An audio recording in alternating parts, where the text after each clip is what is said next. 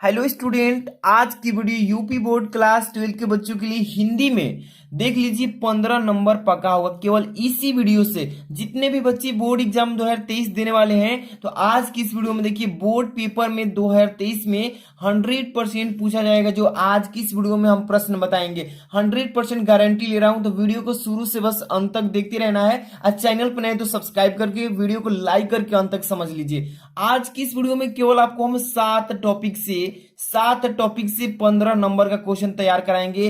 100% guarantee है ना कि इसी में से क्वेश्चन पेपर में देखने को मिलेगा। तो देख सकते हैं कौन कौन से टॉपिक से क्वेश्चन बताएं जो मोस्ट इंपॉर्टेंट है, बार बार पूछा जाता है। जैसे मुहावरा एवं लोकोक्तियां, शब्द युग्म, शब्द अर्थ, इसके बाद संधि विच्छेद है, इसके बाद विभक्ति एवं वचन है, अनेकार्थी शब्द है, इसके बाद वाक्य संशोधन। 7 टॉपिक से केवल 15 नंबर चुटकियों में ले सकते हैं। तो आज की वीडियो काफी इंपॉर्टेंट है और आज की इस वीडियो को बस शुरू से अंत तक देखते रहिएगा। एक एक टॉपिक आप लोग के लिए क्लियर कराएंगे, एक एक चीज जो है इस वीडियो में आपको तैयार करा देंगे कि कहीं भी तैयारी करने का, कहीं भी इंपॉर्टेंट चीजें खोजने की जरूरत नहीं। बस अंत तक देख लीजिए, छोटी सी वीडियो होगी। देख लीजिए मुहावरे यानी कि जितने भी महत्वपूर्ण मुहावरे एवं लोकोक्तियां है, इसमें 5 बताएंगे। और देखिए यहाँ पे मुहावरे एवं लोकोक्तियां से 2 नंबर का क्वेश्चन पेपर में आता है। ठीक है, पॉइंट यानी टॉपिक नंबर पहला है। पहला क्वेश्चन इसमें ध्यान समझिएगा, अपना उल्लू सीधा करना। पेपर में पूछता है कि अपना उल्लू सीधा करना, ये जो है इसका पूछेगा कि अर्थ सहित वाक्य में प्रयोग करके बताइए। तो देखिए अपना उल्लू सीधा करना का अर्थ होगा स्वार्थ सिद्ध करना। क्या होता है? स्वार्थ सिद्ध करना। और ये क्वेश्चन 2022 में, 20 में, 19 में, 18 में, 17 में, मतलब बहुत बार ये क्वेश्चन पूछा जा चुका है, इसीलिए पेपर में आना इसका फिक्स है। तो इसका देखिए वाक्य में प्रयोग क्या बताएंगे कि आजकल के नेता लोग वोट पाने के लिए खुशामद करके अपना उल्लू सीधा करते हैं। यानी कि इसका अर्थ क्या हुआ कि आजकल के जितने भी हमारे नेता हैं, वोट को पाने के लिए, हमें खुश करने के लिए कुछ भी कर सकते हैं, और उसके बाद वोट होने के बाद से अपना काम निकलते ही हमें पूछने भी नहीं आते। तो वही इसका प्रयोग हो जाएगा। ऐसे ही बोर्ड एग्जाम में आपको लिखना है ना। 100% ये पेपर में आता है। और इसके बाद अगला क्वेश्चन है इसी में से, मुहावरा लोकोक्तियां में से, आंखों का तारा होना। इसका मतलब क्या हुआ? आंखों का तारा होना, इसका अर्थ हो जाएगा अत्यंत प्रिय होना। कोई बोलता है ना कि आंखों का तारा, इसका मतलब अत्यंत प्रिय होना। ये हो जाएगा इस प्रश्न का अर्थ। अब देखिए इसका वाक्य में भी प्रयोग करने के लिए बोला है। तो जैसे कि प्रत्येक माँ के लिए उसका पुत्र आंखों का तारा होता है, ये हो जाएगा इसका वाक्य में प्रयोग। ठीक है, इसी तरीके से पेपर में भी बोर्ड एग्जाम में आएगा, तो आप लिख सकते हैं। इसके बाद अगला क्वेश्चन है 3rd नंबर। ये पेपर में 100% पूछता है। जैसे ईद का चांद होना, इसका पहले ईद का चांद होना, इसका अर्थ होगा अधिक दिनों बाद दिखाई देना। और ये पेपर में बार बार पूछता है, इसलिए इसको तैयार करके जाना है। ईद का चांद होना, इसका अर्थ होगा अधिक दिनों बाद दिखाई देना। इसका जैसे कि वाक्य में प्रयोग करेंगे, जैसे कि रमेश भाई जब से तुम वैज्ञानिक बने हो ईद का चांद हो गए हो। यानी कि कोई ऐसा व्यक्ति जिसका सफलता मिलने के बाद से बहुत दिनों बाद दिखाई देता है, तो उसी को बोलते हैं ईद का चांद होना। इसका वाक्य में प्रयोग करेंगे, इसका अर्थ लिखेंगे। ठीक है, तो इसके बाद 4था नंबर क्वेश्चन देखिए ध्यान से। अगला क्वेश्चन है, अधजल गगरी छलकत जाए। ये जो है प्रश्न मुहावरा, ये है आपका लोकोक्तियां। तो इसमें से अधजल गगरी छलकत जाए, इसका अर्थ हो जाएगा यानी कि इसका कम होने पर अधिक का दिखावा करना, यानी कम होने पर भी अधिक का दिखावा करना, इसी को बोलते हैं अधजल गगरी छलकत जाए। इसका वाक्य में प्रयोग भी पूछता है। तो वाक्य में प्रयोग कैसे करेंगे? जैसे कि राजेश कमाता है 3,000 रुपये प्रति महीना और 5,000 रुपये का सूट बनवा लिया, जैसे बड़ा ही धनी हो, इसको कहते हैं यानी अधजल गगरी छलकत जाए। इसका वाक्य प्रयोग एक और हो जाएगा कि आधा अधूरा ज्ञान और बड़ी बड़ी बातें बनाना। तो ये हो जाएगा इसका वाक्य प्रयोग। ऐसे ही पेपर में लिखना है। अगला क्वेश्चन है 5 नंबर, जो कि मुहावरा लोकोक्तियां से है। ये हाथ कंगन को आरसी क्या, ये प्रश्न पेपर में आया है इस बार। 2022 में भी आया था, 23 में आने का चांस काफी है। हाथ कंगन को आरसी क्या, इसका अर्थ होगा प्रत्यक्ष को किसी प्रमाण की आवश्यकता नहीं होती। ठीक है, प्रत्यक्ष को किसी प्रमाण की आवश्यकता नहीं होती। वाक्य में प्रयोग समझिए, तुम तो साधे बनाकर घर में घुसते हुए पकड़े गए हो, तुम्हारे चोर होने में कोई संदेह नहीं रह गया। तो ये हो जाएगा इसका वाक्य में प्रयोग। ऐसा ही बोर्ड एग्जाम में आता है। और 5 मैंने आपको देख लीजिए, यहाँ पे 3 बताए हैं मुहावरा, यानी कि 1 नंबर, 2 नंबर, 3 नंबर मुहावरा हो गया, 4 नंबर, 5 नंबर ये आपका है लोकोक्तियां, और 100% पेपर में पूछा जाएगा। तो इसके बाद अगला क्वेश्चन चलते हैं। एक एक क्वेश्चन आप लोगों के लिए काफी महत्वपूर्ण होने वाला है। इसके बाद देखिए अगला टॉपिक है यानी दूसरा नंबर, और ये महत्वपूर्ण संधि विच्छेद। ऐसा संधि विच्छेद लाया हूं 5, बोर्ड एग्जाम में 100% पूछा जाएगा और 3 नंबर का आएगा। समझ लीजिए कितना इंपॉर्टेंट है। तो चलिए इसको पहले एक एक को सॉल्व करेंगे। यहाँ पे पहला जो टॉपिक है आपका संधि विच्छेद का, स्वागतम। स्वागतम का संधि विच्छेद क्या होगा आप सभी जानते हैं, क्या होता है, सब बच्चे जानते हैं कि सूधन, क्या लिखेंगे, सूधन आगतम, आगतम। इसमें हलंत लगाना बहुत ही जरूरी है, ये रहा हलंत, ठीक है। ऐसे साफ साफ करेंगे तब भी नंबर मिलेगा, नहीं तो नंबर कट जाएगा। इसके बाद है महोत्सव।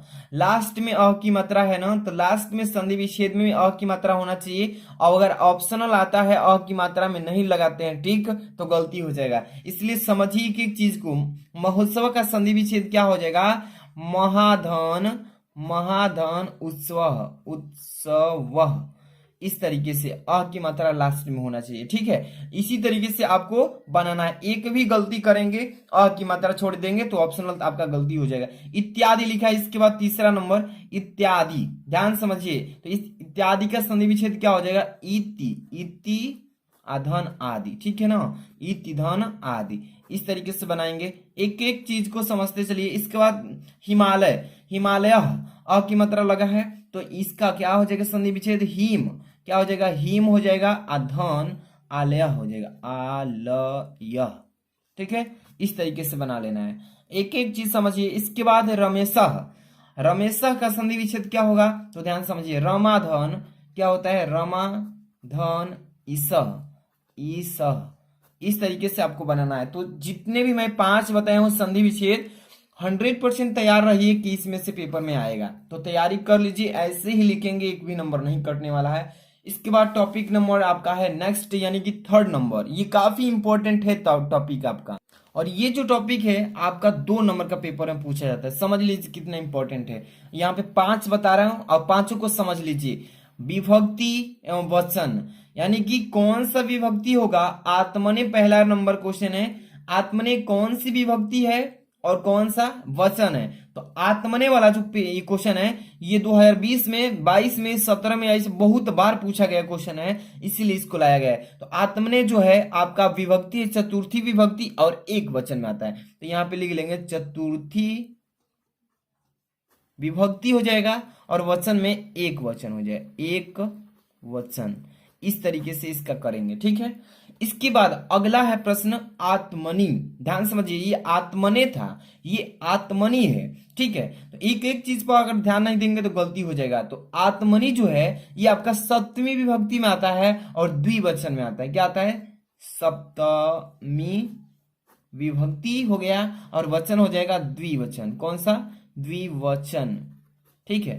इसी तरीके से आपको करना है बोर्ड एग्जाम में। आपको तो बोर्ड एग्जाम में ऑप्शन मिलेगा, ऑप्शन पे टिक करना है, ठीक है ना। यहाँ पे सिखाया जा रहा है। अगला आपका है 3rd नंबर, यानी कि नामनः है। क्या है, नामनः, अह की मात्रा जुड़ा है इसमें। नामनः में कौन सा विभक्ति है और कौन सा वचन है, सभी को मालूम होगा, षष्ठी विभक्ति में आएगा। नामनः कौन सा आएगा, षष्ठी विभक्ति एक वचन में आता है। तो कैसे लिखेंगे, षष्ठी, षष्ठी लिख लेंगे। और वचन कौन सा है, तो एक वचन, एक वचन। इस तरीके से आपको लिखना है, ठीक है। इसके बाद है आत्मना। ध्यान समझिए, आत्मना, लास्ट में आ का मंत्र जुड़ा है ना, आत्मना। तो इसका संधि विच्छेद सभी लोग कमेंट करके भी बता सकते हैं क्या होगा, जितने भी बच्चे को अगर तैयारी है। आत्मना तृतीय विभक्ति हो जाएगा। कौन सा, तो यहाँ पर तृतीय विभक्ति। और वचन में कौन सा आएगा, तो सभी बच्चे जानते एक वचन में, एक वचन, तृतीय विभक्ति एक वचन, ठीक है। इसी तरीके से आपका है अगला टॉपिक, क्या है, नामनो। नामनो की मात्रा जुड़ा है इसमें, नामनो। तो नामनो कौन सी विभक्ति है, तो षष्ठी विभक्ति है, षष्ठी, षष्ठी विभक्ति और द्विवचन में आएगा, द्विवचन। तो जितने भी मैं 5 बताया हूं, इसमें से लाइन से 4 नंबर तक क्वेश्चन 100% पेपर में आएगा, 100%। इसी में से आता है, यही कम इंपॉर्टेंट है। तो आपको यहाँ पे कितने नंबर, 2 नंबर का आएगा। इसके बाद अगला नंबर टॉपिक है आपका 4 नंबर से स्टार्ट हो रहा है, ध्यान समझिएगा। और ये क्वेश्चन जो है आपका काफी इंपॉर्टेंट है, पेपर में 2 नंबर का ये पेपर क्वेश्चन आता है, ठीक है। और ये जो टॉपिक है शब्द युग्म से, कौन सा, शब्द युग्म, यानी कि जो शब्द का युग्म दिया इसका सही अर्थ क्या होगा, ऑप्शनल आता है, यानी कि ऑप्शन चुनना होता है। उसमें 2 क्वेश्चन होते हैं, 2 नंबर के होते हैं। जैसे अंश, अंश, दोनों का जो उच्चारण है सेम है, लेकिन दोनों का अर्थ अलग अलग है। अंश और इस अंश, ये दोनों, इसमें तलाबी से यहाँ पे मूर्धनी स, दांती स, ऐसे मतलब अलग अलग स जुड़ा है इसमें। तो यहाँ पर देखिए अंश, अंश दोनों का उच्चारण एक ही है, लेकिन दोनों का अर्थ अलग अलग हो जाए। अंश मतलब होता है कंधा, इस अंश का मतलब होता है कंधा, और इस अंश का मतलब हिस्सा या भाग होता है, ठीक है। तो यहाँ पे लिख लेंगे कैसे, यहाँ पे लिखे कंधा, कंधा, ठीक है। और यहाँ पे लिख दें और, ठीक है। भाग लिख लीजिए या हिस्सा लिख लीजिए, हिस्सा या भाग भी बोलते हैं, याद रख के रखिए, ठीक है। इसी तरीके से आपको ऑप्शन दिया रहेगा, आराम से कर लेंगे। इसके बाद क्या है अगला प्रश्न, इसमें अम्बुज, अम्बुद, अम्बुज और अम्बुद दोनों का उच्चारण सेम है, लेकिन दोनों का अर्थ अलग अलग है। अम्बुज का मतलब होता है कमल, और अम्बुद का मतलब होता है बादल, ठीक है। तो यहाँ पे क्या लिखेंगे, कमल और लिखेंगे बादल, कमल और बादल, ठीक है ना। इस तरीके से आपको करना है।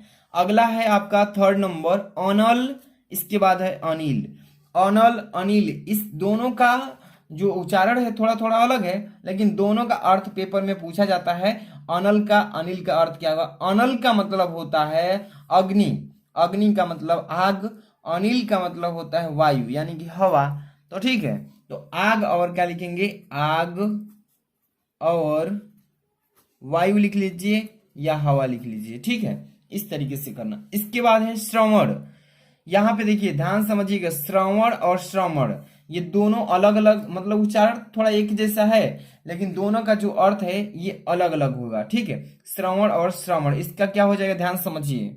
इसका मतलब आप पढ़े होंगे अपने चैप्टर में, श्रवण का मतलब सुनना, इसका मतलब जो ध्वनि चैप्टर आप कक्षा 9 में पढ़े थे, ध्वनि, श्रवण, श्रवण का मतलब सुनना, अश्रवण का मतलब होता है सन्यासी।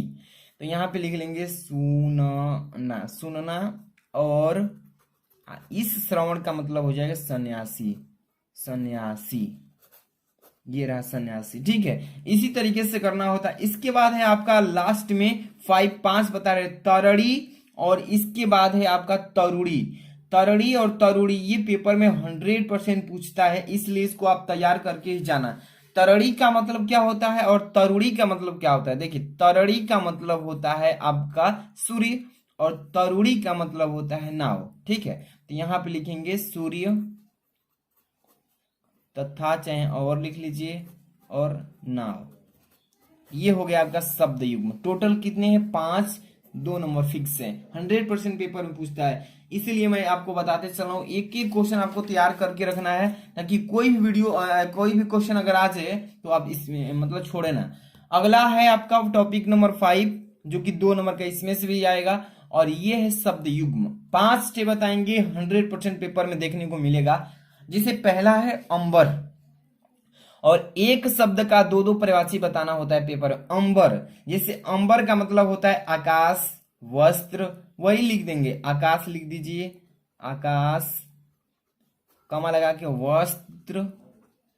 तो ये 2 पर्यायवाची बताना होता है पेपर में, ठीक है। तो अंबर का 2 हो गया। इसी तरीके से अब यहाँ पे देखिए अगला है द्विज, द्विज का मतलब होता है पक्षी, चंद्रमा, दांत, ये सभी उसी के पर्यायवाची है। यहाँ पे लिख लेंगे चंद्रमा, जो आपको याद है उसको छोड़कर दूसरा भी याद कीजिए ताकि लिख सकें।